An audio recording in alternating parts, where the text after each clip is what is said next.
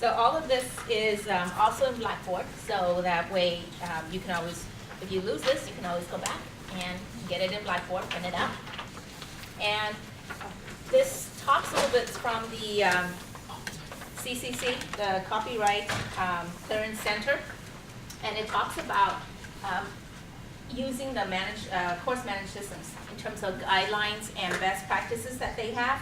And of course, they give the little PR, but if you go to page 2, it talks about some of the guidelines and best practices that they're recommending that you would do in terms of copyright regards to using the LMS, which is Blackboard or Moodle or Canvas, whatever Canvas is using.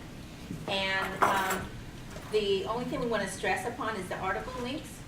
Okay, that's the only thing we want to stress for you guys to really look at in terms of the article links, that providing a link from the content instead of saving the article or downloading it and then uploading it into Blackboard. So if you're using any articles that you found through the library, make sure that you use the URL instead of the article itself. So instead of uploading a PDF, Yes. You put the, we should put the URL. Yes. Now when students, how do they then access that through? Because I know that Blackboard, when I use URLs, they're often taken to a page where they're stalled, they're stopped, and Yes. and they can't really get through. So Yes. could we do both? Could we You- upload the PDF with the URL below? I would say that is entirely up to you. But as long as you have the URL there that they can click on and that they know where it came from, that would be the most logical reason to do it. But if you also have the Word or you have the PDF, if you want to do that, that is also a very good practice as well. But I thought that if it's a password system, so our Yes. class is restricted to our students, the only students at Fresno State, Mm-hmm. and our library has paid JSTOR, that I can upload the PDF of the JSTOR article as long as we have a subscription to JSTOR and the way they're accessing it is password protected.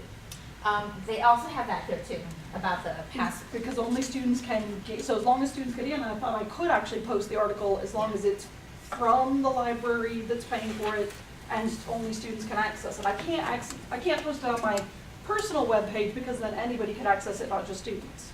Yes. But I thought I could post under So those Blackboard, circumstances. because it's a password. Because it's password, Yes. it's limited to my It should- students. Okay. But also because our library is paying for JSTOR, I can use JSTOR articles, but not necessarily what's the one we just got rid of. The library just stopped subscribing to one of them. So now theoretically, I couldn't. But even that, you wouldn't be able to, even if you put that URL and we stop subscribing to it, the students couldn't get in, even if they wouldn't have access to that as well. So you would still have the PDF or the Word, Right. but when you put in that URL link, they wouldn't be able to get in either way, because we don't have it anymore.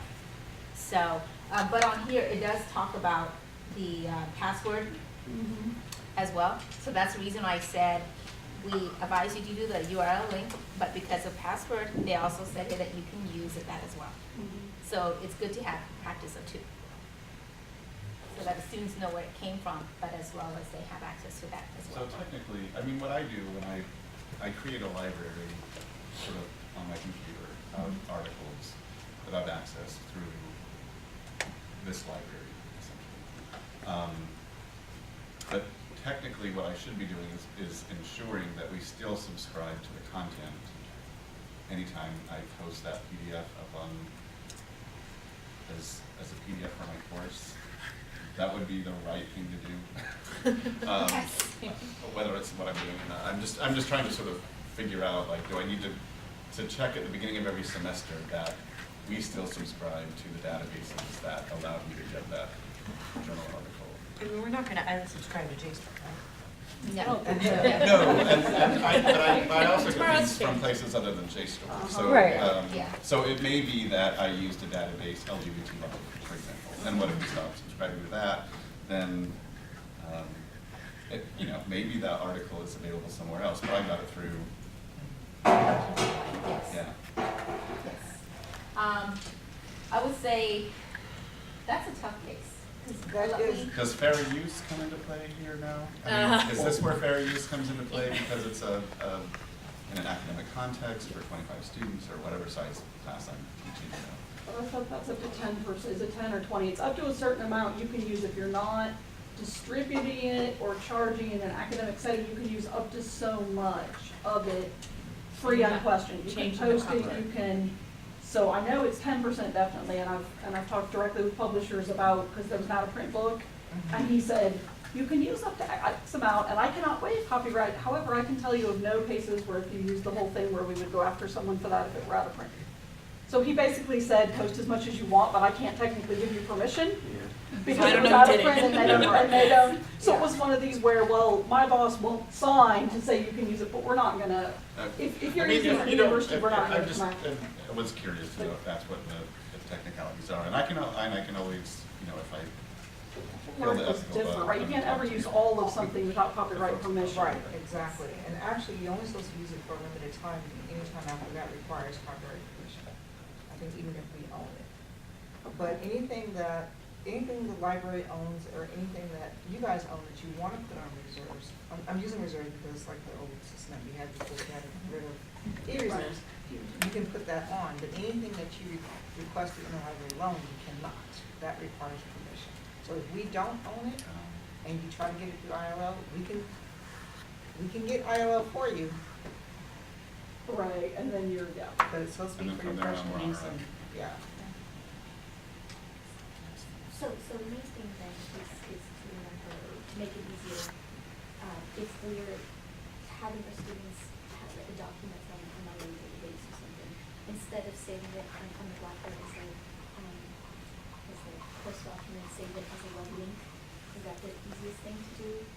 From The web- Blackboard? From the, yeah, Blackboard. External link, an Oh. external link, yeah. So- When you do it from Blackboard, it's an external link, Okay. that, and then you have to worry a little bit about the, when we talk about the persistent, about the proxy. That's what you need to put in first before you put in that stable URL. So that way, anytime they click on it, it takes them directly to the right article, and it won't be moving around, and then they just put in their username, password, Fresno State email and password, and then they get the article for it right away. Can you go back to, because I know some, if the library owns it, they can scan it and use it through e-reserves, and that's all right for copyright, that's okay. But if I personally own a copy of a book, I can take it to the library and have it put on e-reserves? No, you can have it put on just traditional reserves, to Okay. take the whole book and put it in circulation. And put it, and people can Yeah. come and check it out? And they can come and check it out. Okay, but not like, okay. That's either, and then they have access to either 1 day or 2 hours, depending on what you ask the students for. Right. Okay. And even books from our collection can be pulled to put on reserve. The library stopped using the e-reserve service back in the spring of 2010 was the last time we did the e-reserve service. We just didn't have the staff to do it. So it moved to Blackboard with all the faculty putting their materials in Blackboard.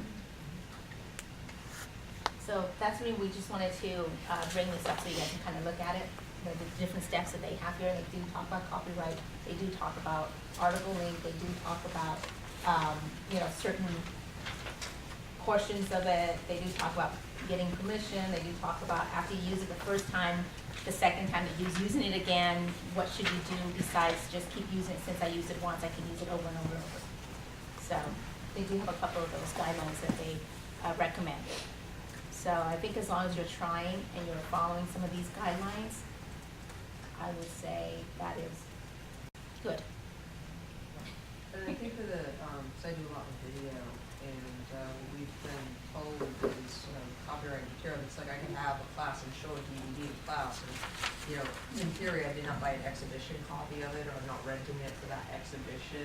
That's kind of become standard practice where, you purchase a DVD and you can show it in your classroom, because it's a closed environment, and so what I've done with copyrighted material is to put it to our streaming server on campus, and it's kind of important to do that because the streaming server will allow you the ability to create a protected link to it, and students have to be logged into Blackboard to be able to see that link, as opposed to an open link if you're posting it somewhere else, you can get in trouble. So that helps to protect it a bit better. Yes. I know that Tilt and Blackboard, they definitely do that for you. Yeah. So it's streaming videos. If you have a video, you can take it to them and they'll set that up. And other thing that I wanted to remind you is that we're trying to get a copyright from, presenter or lawyer or somebody from the, Copyright Clearance Center to come in January for the Tilton Seesaw Conference. So we're trying to make it into a Q&A, so that way you can actually ask them directly the questions. And, of course, they'll do about 5 to 10 minutes promoting their product. But other than that, you can ask them a lot of questions regarding things that you might have, or questions that you might have about your course or your classes. So we just want to get this prepared ahead of time before we actually have that conference that I encourage you to attend.